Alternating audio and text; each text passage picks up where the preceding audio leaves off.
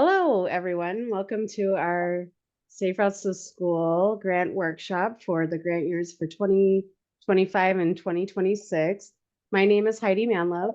I am the Safe Routes to School program manager for the education side. Hi, everyone. I'm Dot Posada, she, her pronouns, and I am the program manager for the construction side of Safe Routes. All right. Next slide. So today we're going to give an overview of what is Safe Routes to School, just to bring everybody on the same page. Also talk a little bit about the different types of funding for Safe Routes to School. We'll take a deeper dive into the education program funding and details involved in how to apply, as well as the education side. And then we'll also give a little more information about some additional online information that will be available for you as you go through the process of applying. Next slide. So what is Safe Routes to School? There are different groups of people in Safe Routes to School, a bunch of different partners that make up the larger Safe Routes to School beyond the ODOT Safe Routes to School program. So we have all sorts of people who are not funded by ODOT, all different types of partners who work to make things safer for students to get to and from school. And we like to say it takes a village. There's a lot of different folks that are at play. We work with a great technical assistance team that allows us to build a lot of resources for our grantees. And for other folks who aren't our grantees, we also offer a lot of statewide webinars and informational resources, as well as educational tools and all sorts of resources available. So our vision at ODOT is to decrease the barriers of what it takes for students to be able to walk and roll to school safely. This takes a big effort in the community, not just with students and their families, but also with school staff and other folks in the community that work to make things safe for students. So accomplishing this, we leverage lots of different programmatic elements in order to do that. Next slide.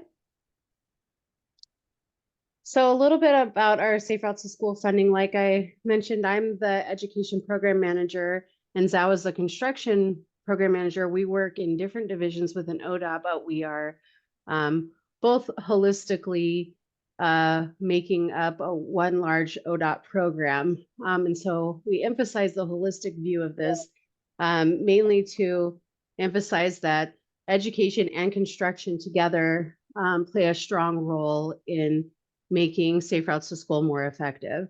So we like to promote our programming together. And that's why we are on similar cycles, as well as participate in similar education and outreach and engagement, things like this, because we want folks to know that we are encouraging communities to both apply for Safe Routes to School funds and construction funds. We know that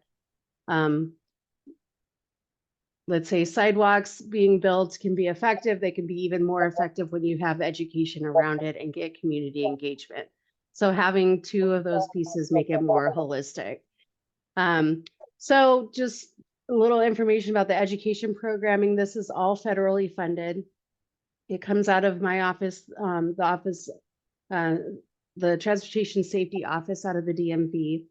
And we have $2 million for 2025 and 2026 grant years to allocate to competitive education grants.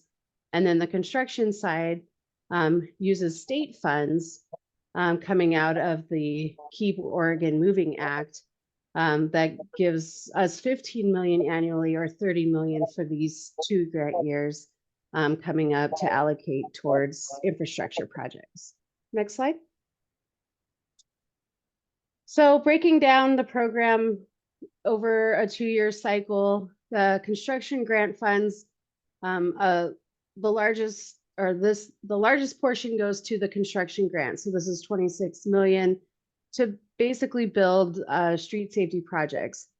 3 million of the funds go to the rapid response grants, which we'll talk more about. And then 750,000 go to construction technical assistance grants, which really help communities identify projects and create a local safe routes to school plan. And then the education grants also help communities and families plan for safe routes to school programming, and can work in tandem with the construction projects. Next slide. So just some key dates overall for both the education and construction program. Both programs applications open up on February 12th. We'll have an online link. They're completely online applications. We'll be sending out a lot of informational notices about that. So this is where I can give a plug to our Safe Routes to School website, OregonSafeRoutes.org. You can go there and sign up for our newsletter on the main page. When you log in there, you'll get information and newsletter information about the program, as well as key updates to the solicitation process. But February 12th, that link will open up. And depending on which grant you want to apply for or are eligible to apply for, you will be able to click on that link and it'll take you through the application process. You'll have 45 days to complete those applications, and they'll be due March 25th online. And then for the construction side, part 2 of the grant, you'll be invited to submit that. That will open up on May 6th, and then the deadline for that is July 31st. Next slide. Great. So I will share a little bit more about our construction program and the funding in this cycle. Just a quick overview. I'll be sharing about the changes since our last solicitation. I'll be peppering those changes in throughout the overview of the eligibility and funding for all 3 construction programs, as well as sharing a little bit more about our project selection process and link to some tips and resources for your applications. And so we have 3 major buckets for our construction program, which consists of technical assistance services, our competitive construction grant, and our rapid response grant.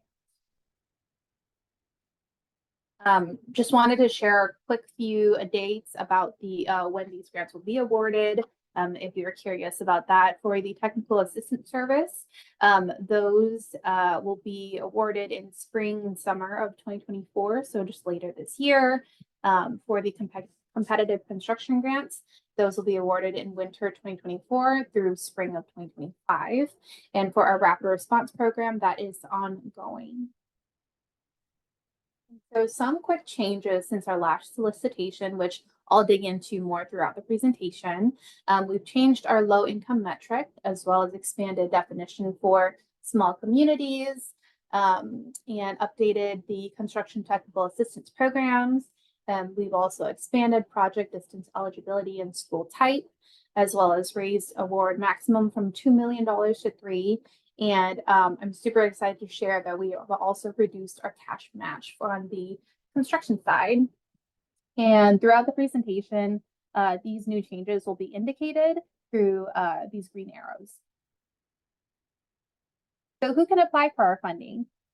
Essentially, anyone who can build on public road can apply. So this includes cities, counties, tribes, transit districts, other road authorities, including ODOT and school districts. Just wanted to note a couple of things. ODOT is eligible in this round of solicitation, whereas they were not eligible in the last round due to a one-time funding that was approved by the Oregon Transportation Commission. This was specifically $10 million for safe routes to school projects on the ODOT state system. So if you are an ODOT region interested in applying for funding this round, just want to note that you cannot apply for these state funds to pay for cost overages for those pre-identified programs in the 2024 and 2027 STIP projects that are, again, specifically for safe routes to school on the ODOT system. This is due to the fact that safe routes to school, we do not pay for cost overages. And so wanted to note that Again, happy to answer questions in future meetings and the future opportunities if you have questions about that. For school districts, wanted to note that they're eligible for construction technical services only, since they're not able to build on public right of way. And so jumping into our programs, we have 3 technical assistance programs within the construction side of routes. The first one that we really recommend for folks to start is the planning assistance. So this is if you don't have a project list yet, or if you don't have a ton of capacity in your local agency to create, say, a safe plan. This helps to develop that. And then we also have 2 additional services, including engineering assistance and surface treatments. And I'll dig into those a little bit more in the next couple of slides here. In total for this round, we'll be working with about 20 communities across all 3 of these programs. So jumping into planning assistance, this is formerly known as the Project Identification Program, or PIP for short. And so this offers professional planning support to communities to develop that safe route to school plan that includes infrastructure recommendations to help overcome key barriers to school access. And so what you'll get is, again, that plan. You will get the consultant services. So while this work is being done by the consultants, there is a lot of collaboration there. And so as the grantee, your responsibility would be to work with the consultant, as well as have the local road authority also on board to work on this project, and to agree to attend project management team meetings. What is brand new for this round of funding is that communities may receive technical assistance to update and prioritize previously identified projects at multiple schools. Okay, so additional details, just a little bit about prioritized communities. This is for projects in communities where there's a lot of high risk factors, as well as having low income populations, as well as having no to low capacity to help plan locally. Like I mentioned earlier, this is one of the services that school districts are eligible to apply for. We do require a confirmation of commitment, so a letter of commitment from the school district and the local road authority. It takes about 30 weeks in order to have this, to get a safe route to school plan completed. And so our next service is the surface treatments program that's formerly known as the Quick Build program. So this provides consultant services to design and support the installation of simple, low-cost safety improvements. And so, although again the work will be completed by a consultant, a selected community we would need commitment of participation from, again, the local road authority, especially because there is some small installations that are done. Again, to agree to participate in project management team meetings, as well as agreeing to support community outreach prior to the installation to ensure that there's community buy-in, as well as agree to maintain that small installation so on your facility and keep that in good condition for about 7 years.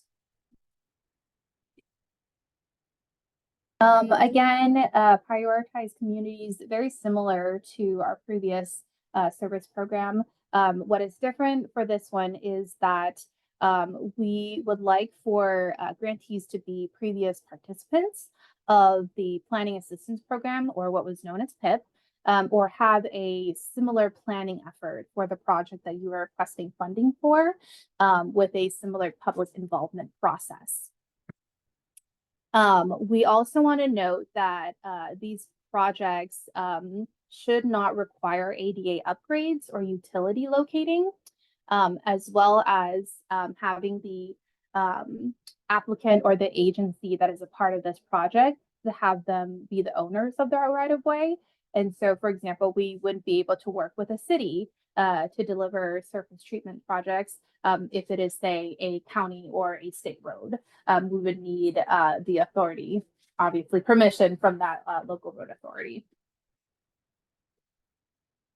And brand new for this round is our engineering assistance service. So this provides consultant technical support to design infrastructure, priority infrastructure that enables students to walk or roll to school. Very similar to previous commitments is that we would need the school community and the local road authority to be working with us on this project, as well as agreeing to participate in team meetings, as well as participating in a field visit if that is needed, and to provide requested data and review draft documents, as this is related to engineering. So this prioritized communities, these are exactly the same as the surface treatment program. One thing to note is that school districts are also eligible for this service. Okay, so moving on to our competitive construction grants. We have a two-part application for this grant, and that is due to the fact that we wanted to be able to provide about 80% of how your project would score. So a little easier lift in this part one of the application, providing that high level information on your project. And then we will rank the projects and share that with all of the applicants so that you have a better understanding going into part two of the application later in May, which goes into more detail and therefore requires more work. And essentially, we want you to have a really good idea of how competitive your part one application will be. And we recommend that everyone who fills out part one of the application also fills out part two. And so for these projects, here is a list of everything that these projects must have in order for your project competitive for these funds. With it being that their project must address a barrier to students walking and rolling to school, be within 2 miles of a school, that you must also meet a local cash match requirement, and your project must also align with the plan, whether that is a Safe Routes to School infrastructure plan or is in, say, a locally adopted plan such as TSP, and whether it is called out in that locally adopted plan or alludes to it and aligns with that, whatever that plan is. There must also be support from the school district or the school for the project that you request funding for. The project also must be on a public road right of way, so it couldn't be on an off-road path somewhere. And you must also have a commitment to outreach. So that looks like press releases, before and after building your project to provide safety information to the school community, as well as your project. The minimum request is $16,000 and the maximum request is $3 million. And so that is one of the changes in this round, is that we raised that award maximum from $2 million to $3 million. That has been approved by ODOT staff and our Safe Routes to School Advisory Committee, or SRAC for short. This doesn't mean that you have to request for the entire 3 million, which in the past you also have not. It wasn't required for you to apply for the full 2 million, but it's an option if you would like to. Currently, this is not a permanent change to keep it at $3 million, as we see how construction costs have really escalated in the past couple of years. We wanted to make sure that we take this barrier into consideration, knowing that projects that used to cost a typical amount now are much more expensive to deliver. With that, the advisory committee also approved raising the lens of $2 million per jurisdiction to $3 million to match the maximum award increase.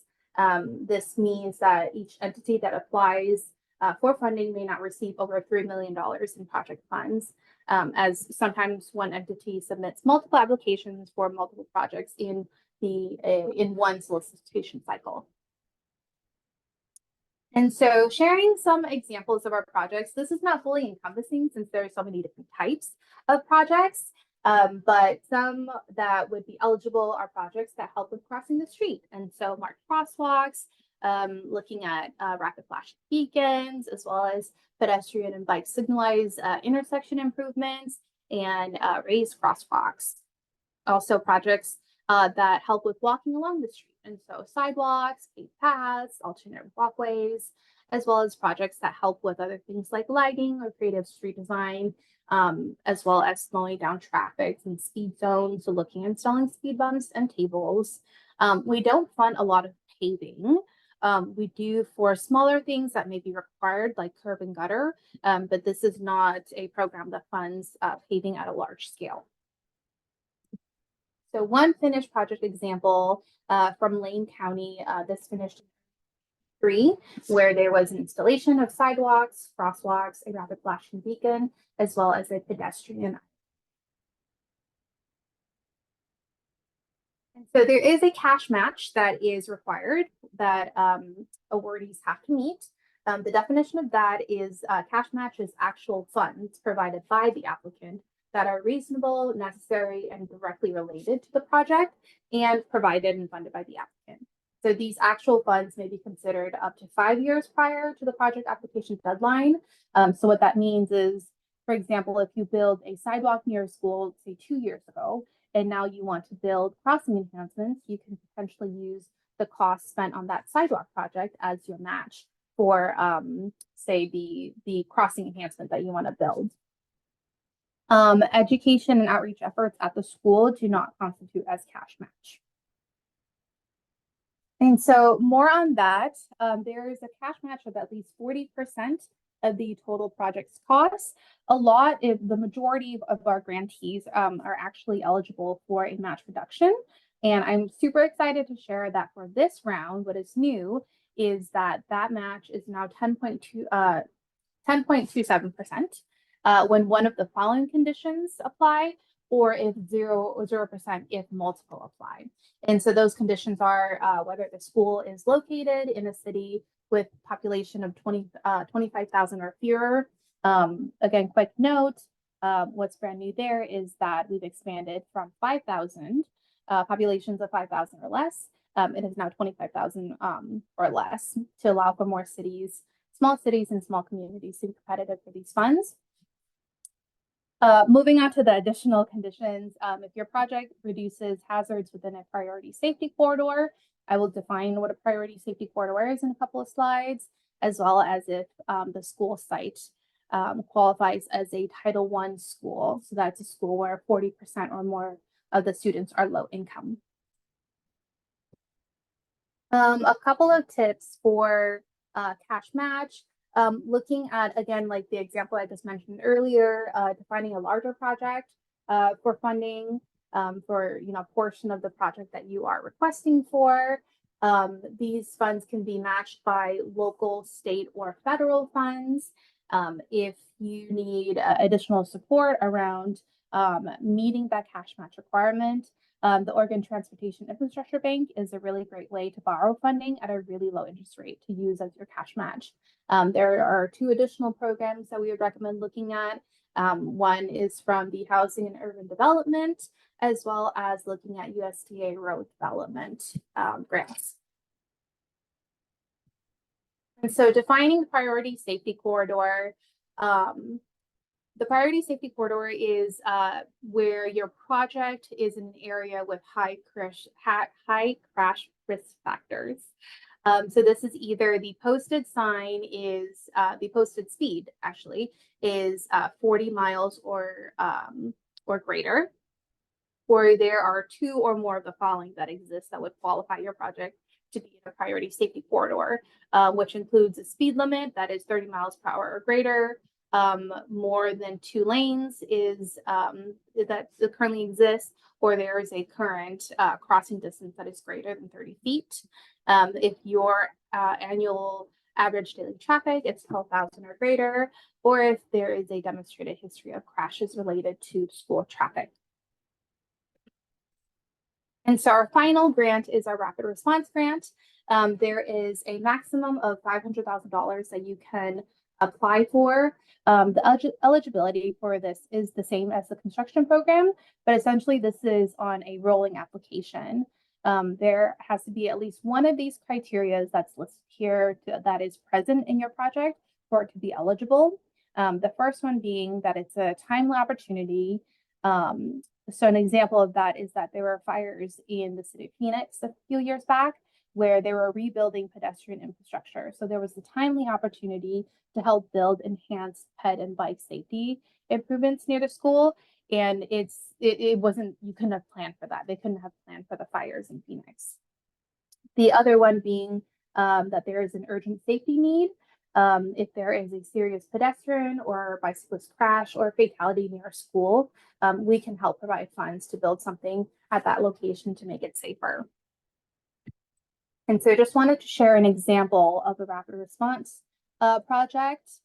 This is in the city of Tillamook, where there was streetlights that were installed, as well as radar signs, speed tables, constructed sidewalks, and ADA curb ramps in the project area. So that's all for eligibility. Again, there are two parts to the construction application. Part one is due March 25th. Like I mentioned earlier on, this is supposed to be like an easier lift. This is high level problem, solution, and project descriptions that you are requesting for. It confirms your eligibility. You provide safety information as well as information on the applicant and the school that's impacted. And then part two will open up May 6th and be due July 31st. This is where we ask for really like the nitty-gritty details of the application. So this is looking at like the project and school specifics, looking at the cost estimate and timeline that you provide, as well as the match information, the maps of the project, photos, and your support letters, as well as signature pages that may be required, depending on your project type. I wanted to note that in July, school is generally out, and so really would recommend that you get your school support letters early on. So once we receive all the applications, this is the process slide of how we get to our final approval list that is approved by the Oregon Transportation Commission, or OTC for short. The applications will come in, and the advisory committee has approved a scoring matrix that we will use to score the applications. And then staff will do an eligibility review. And that will bring our entire list down to what we call 150% list. At that time, we'll do a grounds review and we'll create some scenarios for our advisory committee that uses some of the lenses that they may want to use to review the project list. The advisory committee will then review the scenarios and ultimately make a recommendation to the OTC for final approval. So quick rundown of our scoring matrix. 40% of the scoring goes to transportation disparities factors. This is looking at mostly income of families at the school. What's new since our last solicitation is that we've changed how we're measuring low-income families from Title 1A to free and reduced lunch, as well as changing from transportation disparity index to the social equity index to align with ODOT's equity programs. 4% of the scoring goes to relationship to school. So looking at how close the project is to the school that's impacted, is it within a school boundary? Is your project in an area where there's hazard or supplemental school busing? What's new here is that in the most recent ODOT omnibus bill, eligibility for construction projects was expanded from a 1 mile radius to 2 miles. So this means if you have a project within 2 miles of a school, that is not eligible to request for Safe Routes to School construction funding. School type was also expanded for the entire Safe Routes to School program to serve all pre-K to grade 12. And sorry, I'm misspeaking. Pre-K is solely for construction, the construction program. But that means that projects within all schools, K to 12, pre-K for the construction side. So now all of them are eligible to request for Safe Routes to School grants. So because of that, school type is no longer a scored priority since all grades are not eligible for funding. 39% of the scoring goes to crash risk factors. And so this is looking at speed, crossing distance, what your average annual daily traffic is, and if there's a history of crashes. So part 1 makes up about 83% of your score. And then part 2 goes into more details of the project, with the additional 17% going to project readiness. Looking, like where your project is at in design, looking at where you're at with public process, looking if there are any environmental issues or any utility issues that may need to be figured out. And so I just walked through the priorities for scoring. Staff will also conduct eligibility review, looking at whether or not the solution that is proposed matches the problem, such as reviewing the budget. If there are any issues or questions that we have during this review process, we'll reach out to you as the applicant and give you a chance to talk through those issues and give you a chance to update your application materials to address any concerns that we have. We wouldn't just pull your application without reaching out to see if the issue could be fixed. We also provide different scenarios based on lenses that our Safe Routes to School Advisory have discussed, which includes a $3 million maximum. So this is where we only allow one entity to receive a maximum amount of funding is $3 million per funding cycle. So if, say, your agency, whether it's a city or a county, submits 2 projects that both cost $3 million each, the SRAC will most likely only choose to fund one of those projects. The next optional lens is that if there are new applicants, so if there are a bunch of projects on the cut line, the advisory committee may decide to recommend the applicant who has never been funded, whether they are new or persistent but have never been funded. And that is to help to maintain the geographic balance. There is also an optional lens of smaller projects. And so the advisory committee may also fund a bunch of smaller projects versus one large project on those projects that are on the cut line specifically. And the reason for this is so that we can fund more communities with our small pot of Safe Routes funding, and again, getting at that geographic balance. And so talking about project delivery, some high-level guidance is that we expect you to start spending your award funds as soon as possible, but at least within the first 2 years of being awarded. And your project must be completed in 5 years. These are reimbursement grants, and so we reimburse you for eligible expenses. There are quarterly progress reports that are required, and again, your projects must incorporate outreach. And so again, these are press releases and safety information that's given out to the families at the school that your project supports. Again, here are key dates for the applications. Part 1 is due March 25th, and then part two is due July 31st. I just also wanted to share a couple of quick tidbits and links to resources. They are all available now on our website, including information on our advisory committee, where to actually find that, like, applications and find funding, as well as the school information. We will have a mapping tool for you to use throughout your application and looking at your school demographics, as well as providing contacts within your region to help support your applications should you have additional questions. And then, of course, also key design manuals if you're still looking for things like countermeasures for your projects. So those are all available on our website that is linked up top there. Great. Heidi, I will pass it over to you. All right.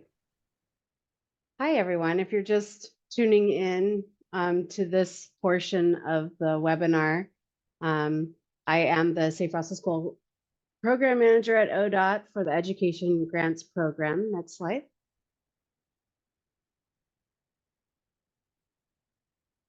So today I'll talk a little bit about the program, give you a description of each of the different funding pathway tiers, talk about eligibility and scoring. Next slide. So the education program is a lot of different parts and pieces all couched under the umbrella of what we call education. And so this is really community engagement, giving education pieces and training for not just students, but also parents, school staff, community members, and also incentivizing and encouraging walk and roll activities as well. And so this is safety funding from at ODOT that's funding this. So a lot of this is couched under education of bicycle and pedestrian safety programming. I'll just also give a shout out to our website. We have lots of resources available to not only for the solicitation of the grants, but also give information on how to start Safe Routes to School programming, what kind of resources are available. We have Safe Routes to School regional hubs in the state. You can join hub meetings to learn more about what other people are doing in your region with Safe Routes to School, get some questions answered, not only about solicitations and grants process, but also just how to start Safe Routes to School projects. So if you're new to Safe Routes, we have a lot of things that are available to support you to get started. Next slide. So some changes from the last solicitation is we got more money, which is great. So we have about $2 million to allocate for the 2025 and 2026 grant years. So so we were able to increase the max amount that you could win for your grant in both Tier 1 and Tier 2, which I'll tell you more about in a minute. So Tier 1 is more for beginners and Tier 2 is more for intermediate. And so we bumped those up an extra 50,000 max. So now you're able to ask for 150,000 in grant funds. These grant funds are reimbursable grants.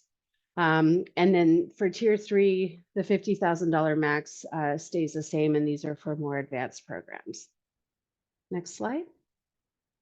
Also, too, because we're moving over into a new cycle, we also determine who is eligible for what grants based on how many times you've been funded. And so we count that funding now from 2017 forward. So basically, if you've been funded twice with, since 2017 with ODOT education funding, you're only eligible for Tier 3 innovative grants. Next slide. So as I mentioned previously, our funding comes out of the Transportation Safety Office here at DMV, which is where I work. We have $2 million available in federal funds. These start on the federal fiscal year, so this would be starting October of this year, 2024, which is really going to come up fast. So the first part of the grant year will start at the tail end of this year, going through September 30th of 2025, and then again, the federal fiscal cycle for 2026. Next slide. So like I mentioned, we have the 3 different tiers. So you can apply for 2 consecutive years of funding. However, you may not need 2 years of funding for your project. So your project could end early. So for Tier 1 and Tier 2, they probably will take the entire 2 years to spend out those funds, but also to develop their program. But Tier 3 may spend out $50,000 quicker than a 2-year process. Next slide. So just a little breakdown of each of the tiers. This is set up in a way that you're only competing in that tier group with peers or other applicants who are similar to you. And so the bucket of funding dedicated for this will be allocated based on competitiveness within that tier. And so this is for folks who are new to Safe Routes to School education programs. And what we're doing with this tier is giving you the education grant for the 2 years. So you would get $150,000 over 2 years as a reimbursement grant. Plus, we give you up to $50,000 worth of technical services that ODOT pays for to help you through this tier 1 process. So part of the tier 1 process is you get the funds to do some of the education programming, but you also get a deep dive into planning that education programming. And so that comes through with like an implementation project document. And so the technical assistance for that, the consultants will help you, onboard you, and walk you through the beginning process of how to plan for your safety programming for the next 2 years. And so this is really for applicants who are new, have never been funded, or haven't been funded since 2017 and are essentially starting over. Next slide. So tier 2 is basically for folks who already are going with their Safe Routes to School programming. So we're lumping them into the intermediate phase, where they've either already gone through tier 1, have their implementation plan, and are already working toward implementing some of their vision and goals, or they've just haven't been funded by ODOT, but would like to, but have had their program going and would just like to keep it going. So you're eligible for this tier if you're not really new to Safe Routes, but you've only been funded at least once or less since 2017. So this is for $150,000 2-year reimbursement grant. And the focus of this one is really to work towards your goals, but also start thinking about sustainability of not having ODOT grants to keep your programming going. Next slide. So tier 3 is our more advanced grant. This has a max of $50,000 over 2 years. And this is really just small seed money to expand your program. You already have a funded program and you're already sustainable on your own. You just want to add an extra piece to innovate more or expand more of your program, or emphasize your sustainability on your program.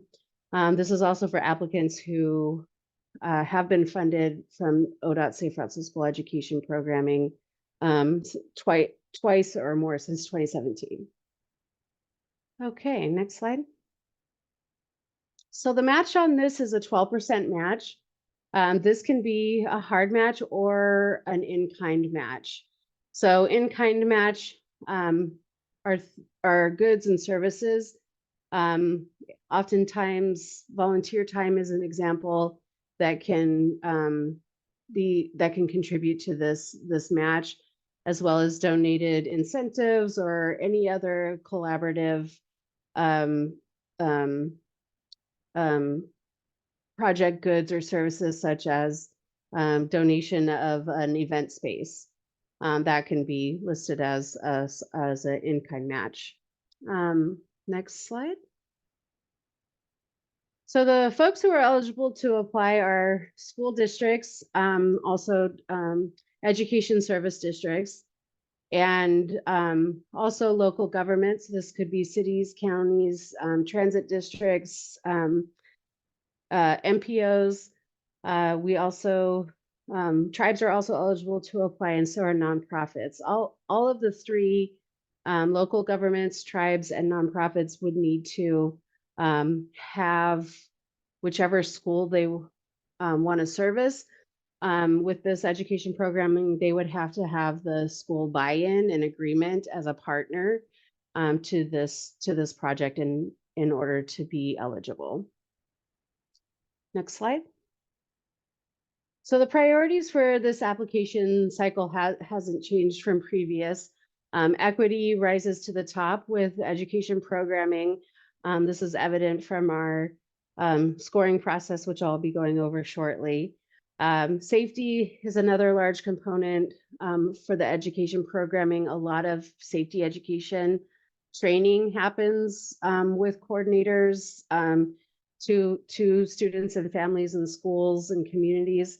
Also, the funding for this, again, is from the safety office. So it's heavily focused on student safety. We also focus on basically community involvement and community partnerships. So coordination, communication, and collaboration. So a priority is that we're trying to promote community integration and having a lot of different folks participate in Safe Routes to School. And this ultimately leads to our last priority, which is sustainability.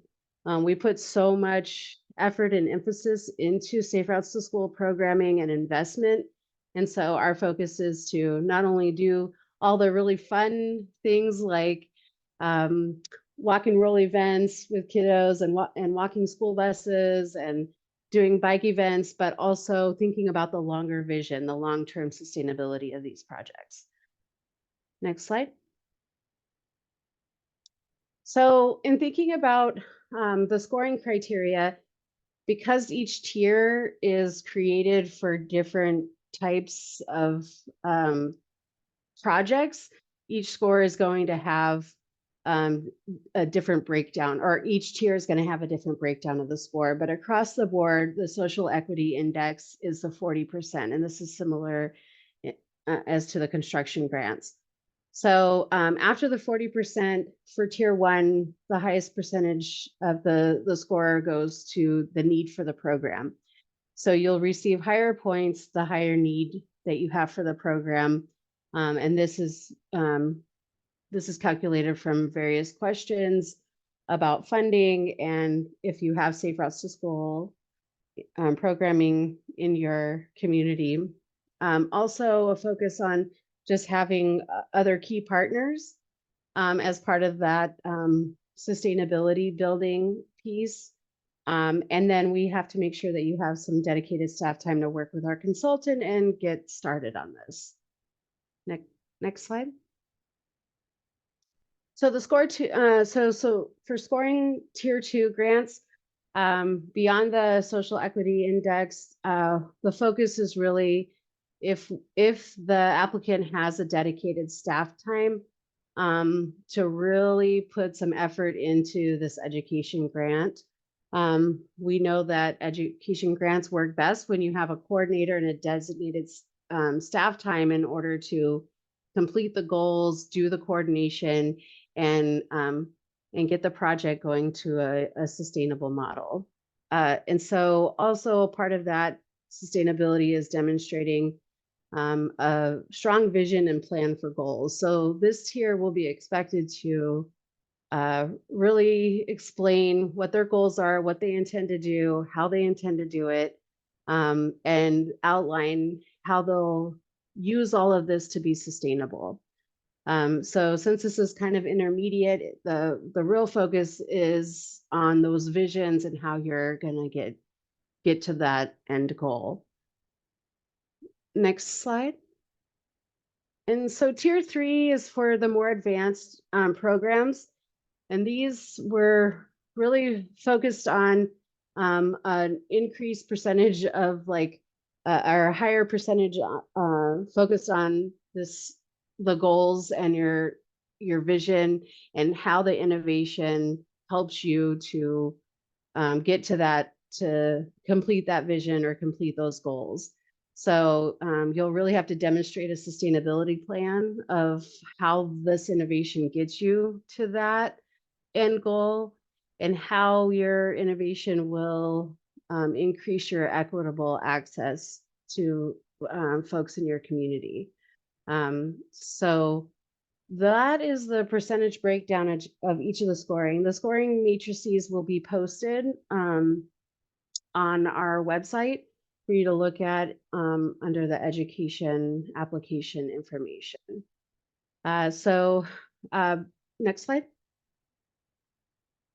So in thinking about examples of like what can actually be funded, of course, largely most programs fund a coordinator first and foremost. This is the foundation to a great Safe Routes to School program.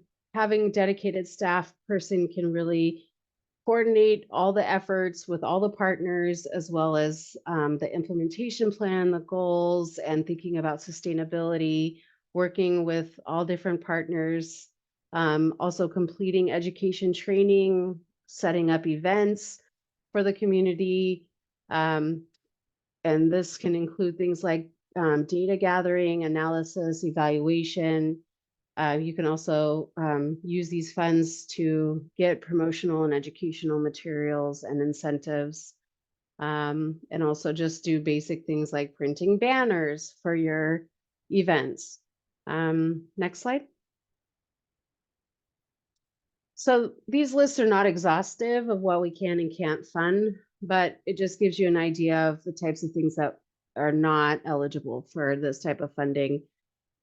So things like childcare or anything that is advertising for your agency, cash prizes or vouchers for community members or as used as incentives. So we can't do things like gift cards.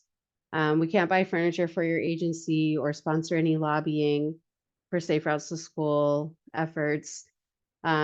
We can't fund anything that's infrastructure or long-term for your community in terms of anything ground into concrete or pavement. And we can't supplant any work efforts with any other federal funds. Next slide. So just in closing this, there are a lot of different pieces to the different to the funding pathways, to the different tiers. So there's more information available with the hubs and at hub meetings. We'll also be available for some online office hours during the time that the application is open. So we'll be posting those dates. In terms of the scoring process, we're looking to score the applications, present them to the advisory committee. The plan is to do that in May. And then the advisory committee will help us determine the funded list of folks, which I will be presenting to the Oregon Transportation Safety Committee, OTSC, and hopefully be able to tell applicants by June or July that they received the grant, and then start the contracting process to start the grants in October of this year. So that's kind of the timeline of how we move forward. We're really excited to see all the different applicants and the excitement of folks. And so we welcome any questions our way, and I'll send this off to Zhao. Yeah, just closing us out and sharing those online opportunities that you shared, Heidi. We'll have, in addition to this workshop recording, we'll have a Q&A form that will be on our website where you can submit any questions that you have after watching this recording that Heidi and I will be responding to on a weekly basis. If you'd like to talk with us in real time, we will have office hours every single week that the applications are open. These are on the construction side, these are only dates for application part 1. I will open up additional office hours at a later time for part 2. Yeah, we will also have, like Heidi mentioned, lots of resources and materials, including program one-pagers on our website. So please take a look at that. You're able to find that at this OregonSafeRoutes.org Find Funding website. Just wanted to leave you all again with the key dates of when the applications open and close, as well as leaving you with our contact information. If you would like to reach out to us via email, this is where you can find us. All right. Thank you so much, everyone, for watching this recording. Please let us know what questions you may have. And like Heidi said, we're super excited to review all of the different applications that come in. Thank you very much. Bye.